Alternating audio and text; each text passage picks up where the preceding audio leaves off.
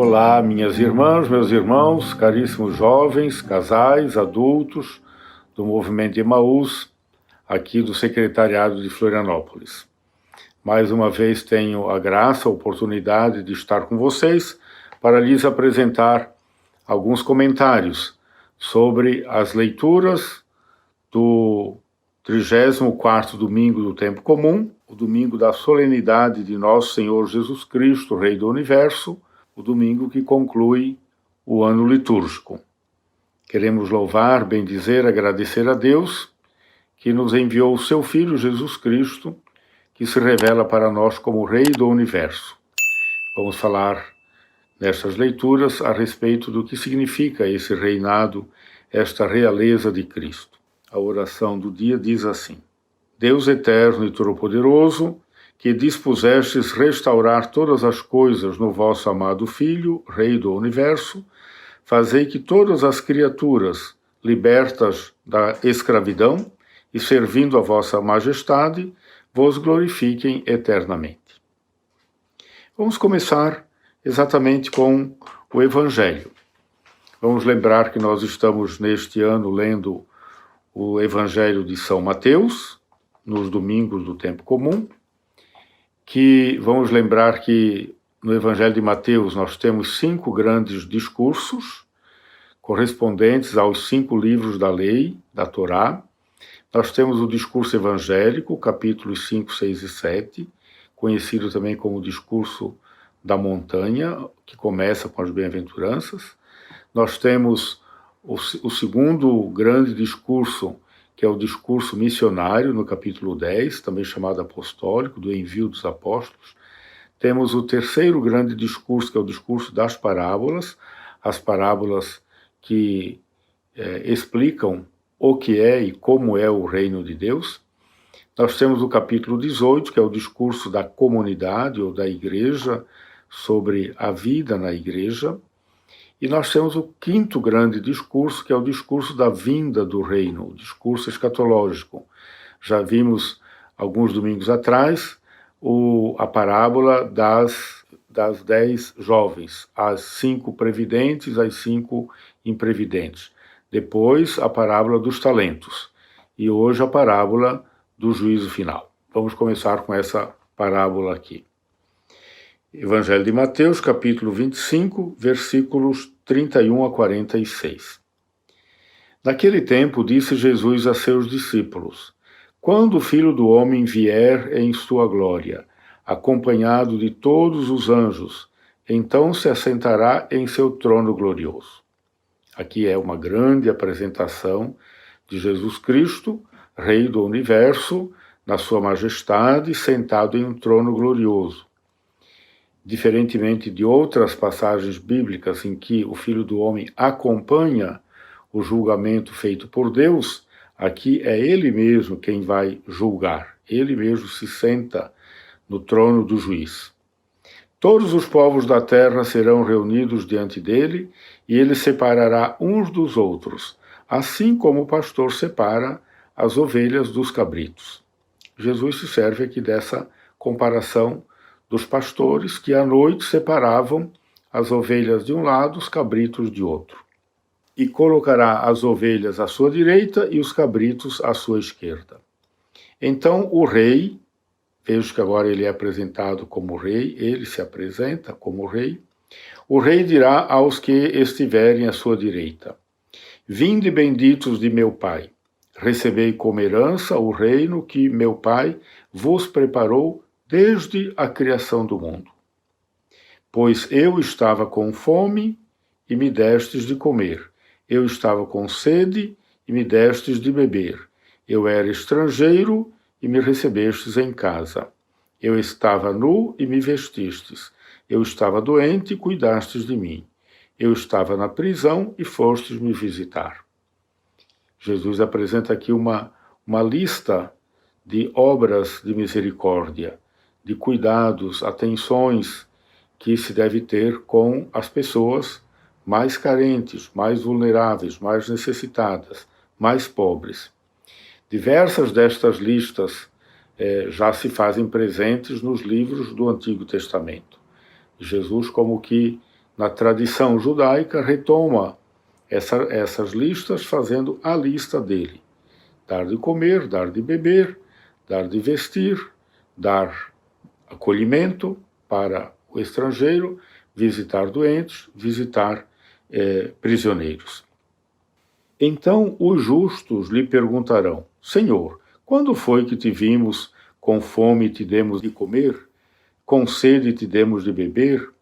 Quando foi que te vimos como estrangeiro e te recebemos em casa? E sem roupa e te vestimos? Quando foi que te vimos doente ou preso e fomos te visitar? Então o rei lhes responderá: Em verdade eu vos digo que todas as vezes que fizestes isso a um dos menores de meus irmãos, foi a mim que o fizestes. Dificilmente um professor apresenta para os alunos quais são as perguntas do exame final de uma disciplina.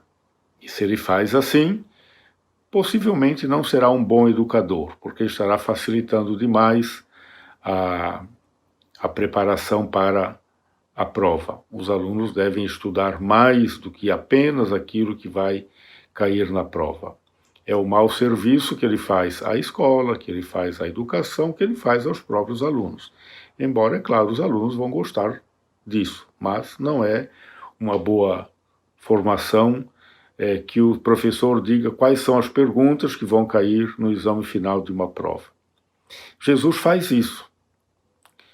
Não é que ele seja um mau exemplo. Na verdade, ele faz isso para que nós vivamos a nossa vida inteira fazendo isso, fazendo essas boas obras, fazendo o que ele fez, aprendendo com ele a amar os pobres.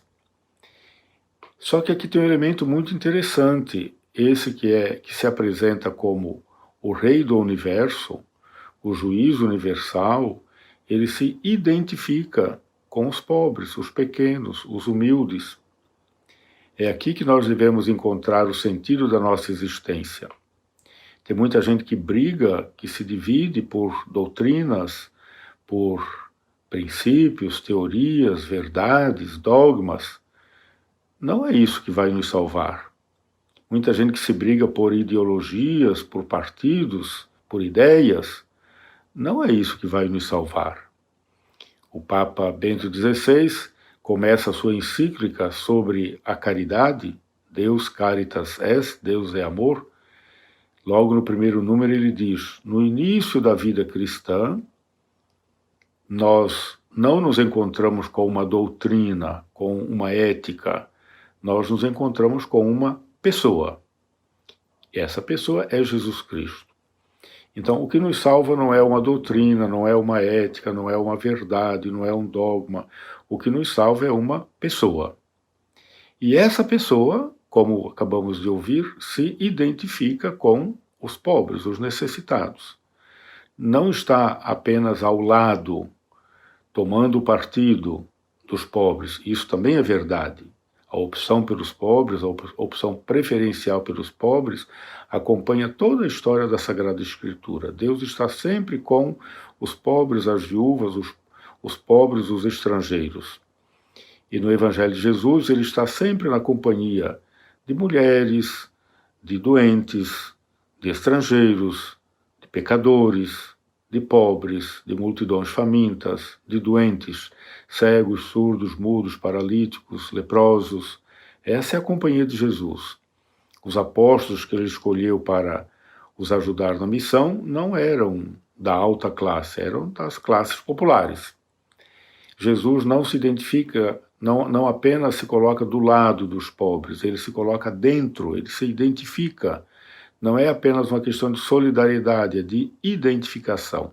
Tudo que fizestes ao menor dos meus irmãos, a mim o fizestes. Aqui vem a pergunta: como é que nós amamos o próximo? Não apenas o próximo que nós encontramos nas ruas, na porta de nossa casa, mas temos que ter um coração ao mesmo tempo particular, com os pobres em particular, que nós conhecemos, com os quais nós nos encontramos, mas temos que ter um coração aberto, universal, para todos os pobres do mundo. Em época de eleições, por exemplo, somos convidados a nos perguntar Qual candidato vai propor políticas públicas em favor dos desempregados, dos que moram na rua, dos doentes, políticas públicas em favor de melhor educação, condições de saúde, moradia, saneamento básico, políticas públicas que defendam os povos indígenas, os negros, portanto, políticas públicas contra o machismo, contra o racismo, políticas públicas favoráveis às minorias marginalizadas, que são essas pessoas que são os povos com os quais Jesus se identifica. Portanto, o meu amor é ao mesmo tempo particular, mas é um amor também universal. O Papa Francisco, na Fratelli Tutti, convida a termos um coração universal, a pensar, sonhar, gerar um mundo novo marcado pela fraternidade universal, pela amizade social. O Evangelho continua. Jesus diz: depois o rei dirá aos que estiverem à sua esquerda: afastai-vos de mim, malditos, ide para o fogo eterno, preparado para o diabo e para os seus anjos. Pois eu estava com fome e não me destes de comer. Eu estava com sede e não me destes de beber. Eu era estrangeiro e não me recebestes em casa. Eu estava nu e não me vestistes. Eu estava doente e na prisão e não fostes me visitar. E responderão também eles: Senhor, quando foi que te vimos com fome ou com sede, como estrangeiro ou nu, doente ou preso e não te servimos? Então o rei lhes responderá: em verdade eu vos digo, todas as vezes que não fizestes isso a um desses pequeninos, foi a mim que não o fizestes. Portanto, estes irão para o castigo eterno, enquanto os justos irão para a vida eterna. Está aqui, então, estão aqui as perguntas do nosso exame final, do final de nossa vida. Você amou os pobres? Você deixou de amar os pobres? Você amou os pobres e neles, talvez até sem saber, você amou Jesus Cristo presente neles? Você não amou, não se interessou, você pensou sempre em você, na sua classe social, na sua cultura, na sua cor, na sua posição, na igreja, na sociedade, e a partir disso você já se considerou pronto, feliz e não se preocupou com a infelicidade dos outros? Você já está rodado nesse exame final. Vamos ouvir a primeira leitura. Como sabemos, a primeira leitura sempre é escolhida em relação com o Evangelho. Trata-se de um trecho do profeta Ezequiel, capítulo 34, versículos 11 e 12, depois pula para 15 a 17. Ezequiel é um profeta que viveu nos anos 597 até 570, 60, no exílio, na Babilônia.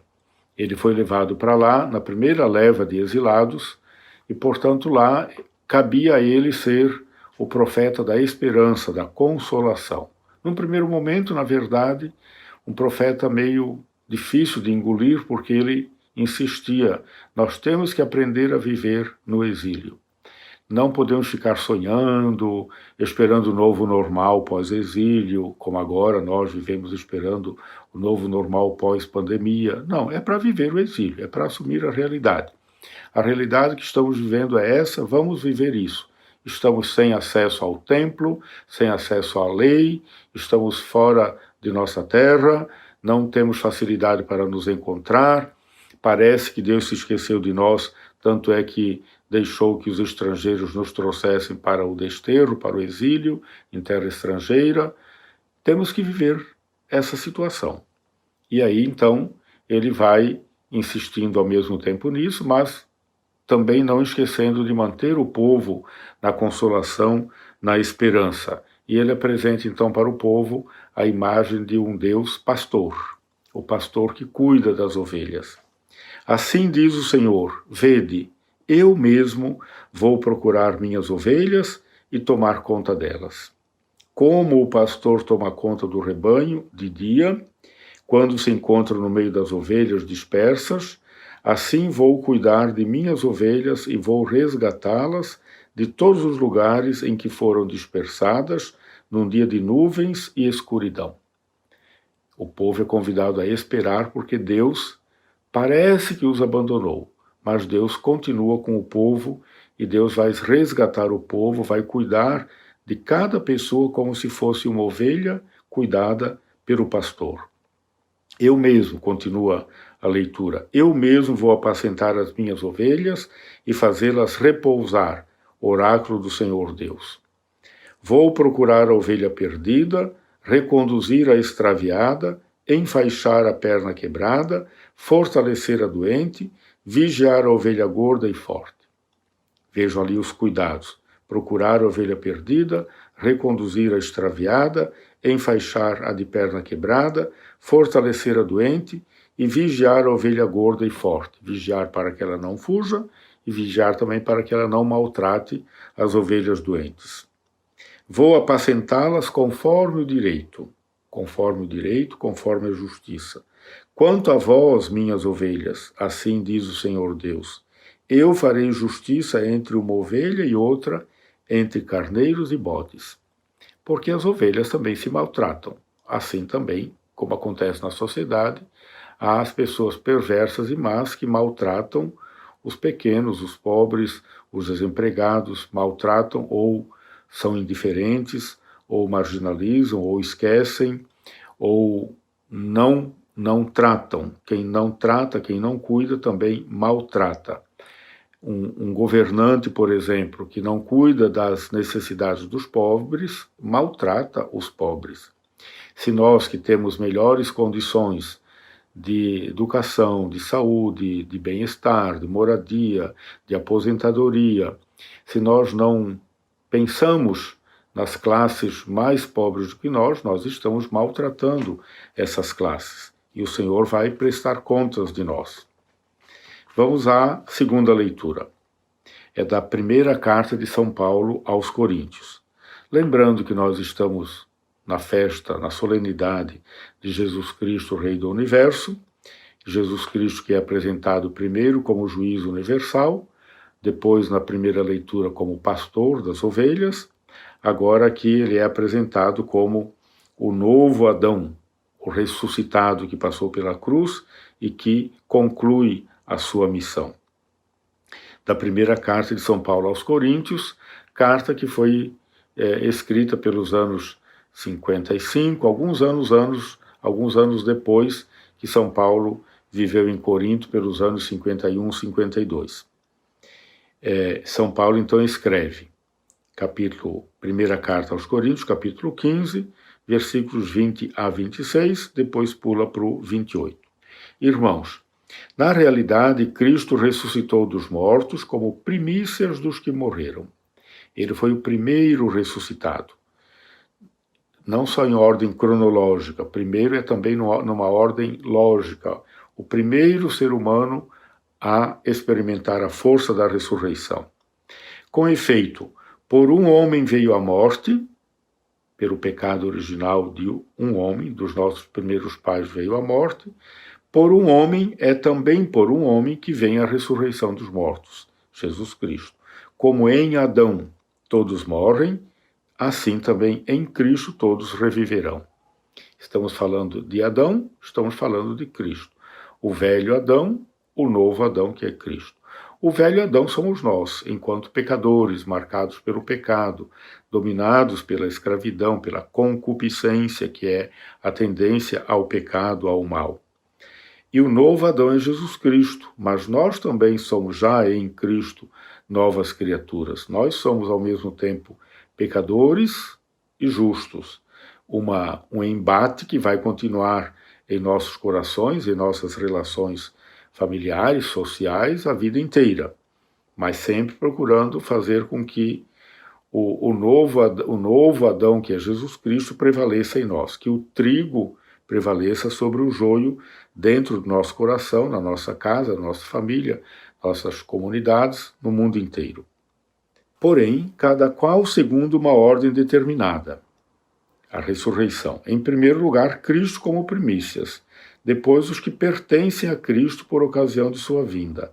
A seguir será o fim, quando ele entregar a realeza a Deus Pai, depois de destruir todo o principado e todo o poder e força. Todo o principado, todo o poder e força contrários ao reino de Deus. Pois é preciso que ele reine, até que todos os seus inimigos estejam debaixo dos seus pés. O último inimigo a ser destruído é a morte. É o reino de Cristo que, enquanto está nesse mundo, está marcado por divisões, por perdas, por violências, por discriminações, por maldades, por pecados, por assassinatos, por violências. Mas esse reino vai terminar com a vitória do bem sobre o mal, com a extirpação de todo o mal. Sempre lembrando que Deus condena o mal, mas salva as pessoas más. Condena o pecado, mas salva os pecadores. Aqui não está se tratando de extirpar as pessoas más, mas de extirpar o mal, a maldade. O último inimigo a ser destruído é a morte. E quando todas as coisas estiverem submetidas a ele, então o próprio Filho se submeterá àquele que lhe submeteu todas as coisas, para que Deus seja tudo em todos. Jesus Cristo, Rei do Universo, submete tudo a si e entrega tudo ao Pai, Senhor do céu e da terra. Louvemos, bendigamos o Senhor, Rei do Universo, não um rei distante de nós, mas um rei que se aproxima de nós, um juiz que se identifica com cada um de nós, principalmente com os pobres, os pequenos, os últimos. Um rei que é pastor, que cuida de nós como suas ovelhas amadas. Um rei que é o Senhor ressuscitado, que vence todo o mal e entrega todo o seu reino a Deus Pai. Para você, minha irmã, meu irmão, toda a graça, toda a bênção de Deus, que é Pai e Filho e Espírito Santo. Amém. Por fim eu te encontrei na beira do caminho, à sombra da floresta onde eu caminhava. Estavas lá, Senhor, na flor que balançava ao vento da manhã e cheio de carinho.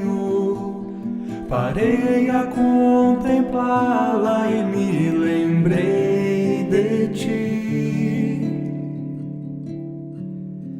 Eu me lembrei de ti ao contornar a escarpa, no instante em que chegava ao topo da colina. Queria descansar a brisa matutina e contemplar a sós a natureza farta que se estendia ao longe, e me lembrei de ti. Estavas lá, eu vi na imensidão dos campos, nas montanhas azuis, na barra do horizonte, nas ondas deste oceano e na perene fonte que descia os peraus com mil gemidos amplos. Imerso neste encanto eu me lembrei de ti. Então me perguntei se toda essa beleza representava o mundo em que me havias posto. Na água cristalina eu espelhei meu rosto, e alimentando a fé no alento da certeza, eu descobri Então lhes responderá, dizendo: em verdade vos digo que quando a um destes pequeninos o não fizestes, não o fizestes a mim. E irão estes para o tormento eterno, mas os justos